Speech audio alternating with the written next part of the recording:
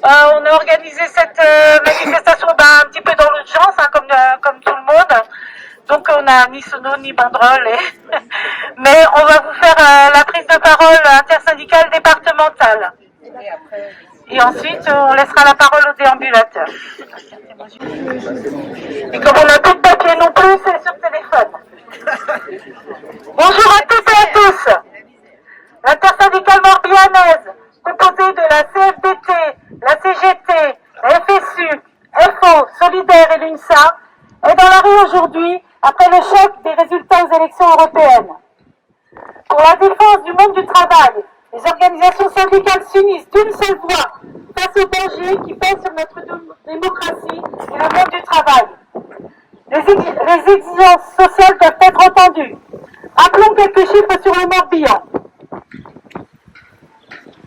Le résultat des listes d'extrême droite, dont celle du Rassemblement national, 28%, ont atteint un record lors des élections européennes sur notre département. Cette tendance est à l'œuvre dans toute l'Europe, mais la France est le pays dans lequel les listes d'extrême droite font le score le plus élevé. Ce score est une très mauvaise nouvelle pour les travailleurs et travailleuses. À l'heure où des défis majeurs doivent être relevés, où le réchauffement climatique bouleverse les équilibres environnementaux, économiques et sociaux, à l'heure où les inégalités affaiblissent la cohésion sociale, le projet de repli sur soi et d'exclusion porté par l'extrême droite est mortifère pour notre démocratie et pour le monde du travail. Nos organisations syndicales alertent depuis des années sur la crise sociale et démocratique que traverse notre pays. Une politique qui tourne le dos au social et qui crée déclassement, abandon de nos industries et de nos services publics, le passage en force contre la mobilisation historique, contre la réforme des retraites, l'absence de perspective de progrès social et la banalisation des thèses racistes constituent le terreau sur lequel l'extrême droite prospère. En décidant de dissoudre l'Assemblée nationale et d'organiser des élections législatives en 3 semaines, après les premiers départs en vacances et à la veille des Jeux Olympiques, le président de la République prend et porte une lourde responsabilité. Il faut un sursaut démocratique et social. À défaut, l'extrême droite arrivera au pouvoir.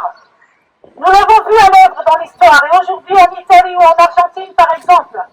Austérité pour les salaires et les services publics, réforme constitutionnelle remettant en cause l'indépendance de la justice et le rôle des syndicats, attaque contre les droits des femmes et des personnes LGBTQIR+, remise en cause du droit à l'IVG, politique raciste qui met en opposition les travailleurs et les travailleuses en fonction de leur religion,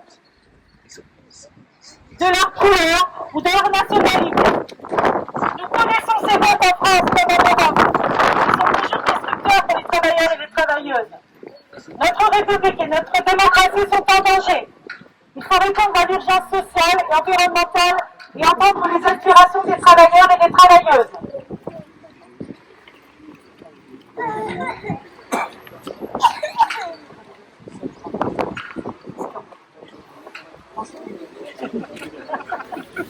On a là. Alors, on est retraités tous les deux, alors augmenter les salaires et les pensions. C'est peut-être pas la peine d'applaudir. Augmenter les salaires et les pensions. Revenir sur la réforme des retraites et sur celle de l'assurance chômage. Défendre nos services publics et en garantir l'accès à toutes et tous sans condition de nationalité partout sur le territoire. Notre école, notre recherche, notre système de santé, de prise en charge de la dépendance, notre système de justice sont asphyxiés et ont besoin d'investissements massifs. Mettre fin à la verticalité du pouvoir en commençant par restaurer la démocratie sociale à tous les niveaux, entreprises, branches, territoires et interprofessionnels. Mettre en place des mesures de justice fiscale et notamment taxer les super profits, dividendes et rachats d'actions. Instaurer enfin l'égalité salariale et éradiquer les violences sexistes et sexuelles et LGBTQ-phobes. Et LGBTQI plus phobes. Il en manque sur le papier. Mais une multiplication. Non mais c'est important, on rigole mais bon. On rigole aussi. Ouais, c'est important. Instaurer le droit à la régularisation pour tous les travailleurs et travailleuses étrangers et étrangères sur la base d'un certificat de travail. Relocaliser et transformer notre industrie pour répondre aux besoins sociaux et environnementaux en la protégeant du dumping social, fiscal et environnemental. J'ai avancé trop vite. Créer de nouveaux droits pour permettre aux travailleuses et travailleurs d'anticiper les transformations environnementales et de sécuriser leur emploi. Dans l'immédiat, nous appelons le président de la République à la raison. L'Assemblée nationale est dissoute. Les réformes doivent donc être interrompues, étant donné qu'il n'y a plus aucun contrôle démocratique. Le gouvernement doit en particulier immédiatement renoncer à sa réforme de l'assurance chômage.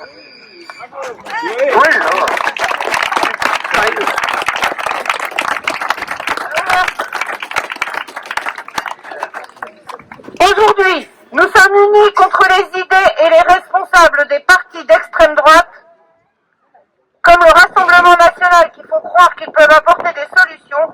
Nous sommes unis pour porter la nécessité d'alternatives de progrès pour le monde du travail.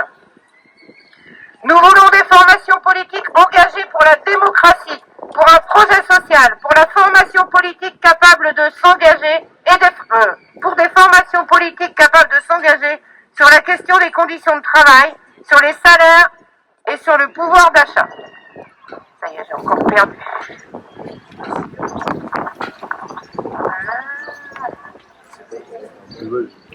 Ça vient. Hop là. Fidèles à nos valeurs, nous, CFDT, CGT, FSU, Solidaire et l'UNSA, agissons en responsabilité et mobilisons toutes nos militantes et tous nos militants aujourd'hui pour un avenir commun et empêcher l'extrême droite d'accéder au pouvoir.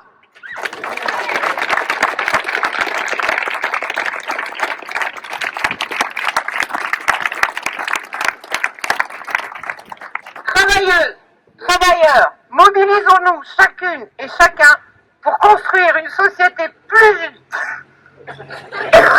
Je vais y arriver. Plus juste et plus démocratique. Merci.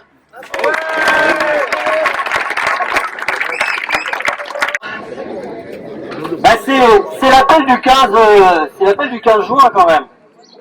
Nous sommes au temps des clarifications d'après Emmanuel Macron. Alors c'est fini, le temps du en même temps de la République en marche. N'est-ce pas, Paul Molac?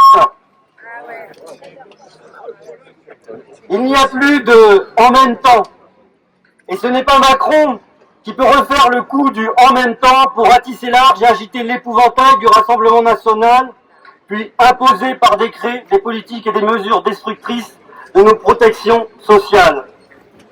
Aujourd'hui, il n'y a plus qu'une seule force pour battre le Rassemblement national et proposer un espoir. C'est bien le nouveau Front populaire.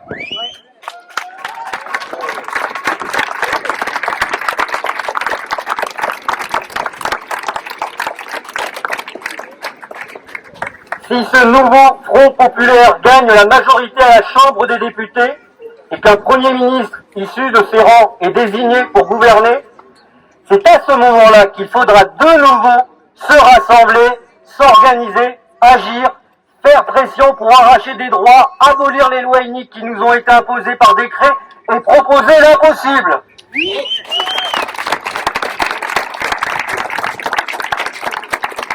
En 1936, ce sont bien les grèves et les manifestations ouvrières qui ont obligé le patronat à signer les accords de Matignon du 7 juin pour les conventions collectives pour la semaine de 40 heures et les congés payés.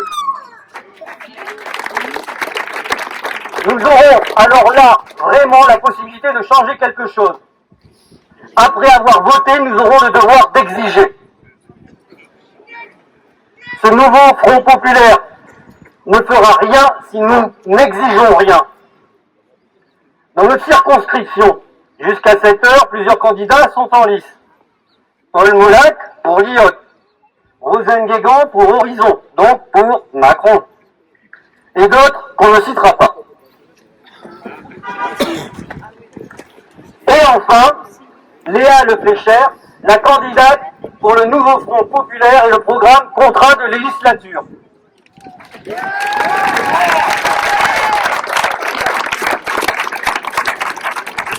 Alors, quelques exemples de propositions concrètes pour les 15 premiers jours. Décréter l'état d'urgence sociale, donc bloquer les prix des biens de première nécessité. La réforme des retraites, ça dégage. SMIC à 1600 € net. Revalorisation des APL de 10%. Relever le défi climatique, moratoire sur les grands projets d'autoroute et sur les méga-bassines et partage de l'eau. Défendre le droit au logement et réparer les services publics. Interdire les LPD et les grenades mutilantes.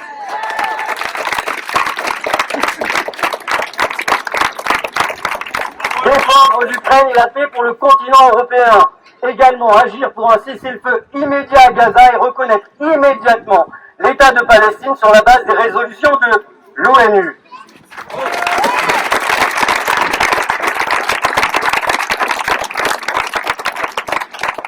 Et il y en aura bien d'autres. Et on en demandera d'autres. On ne lâchera rien, on ne lâche rien. Merci. On lâche rien. On lâche rien.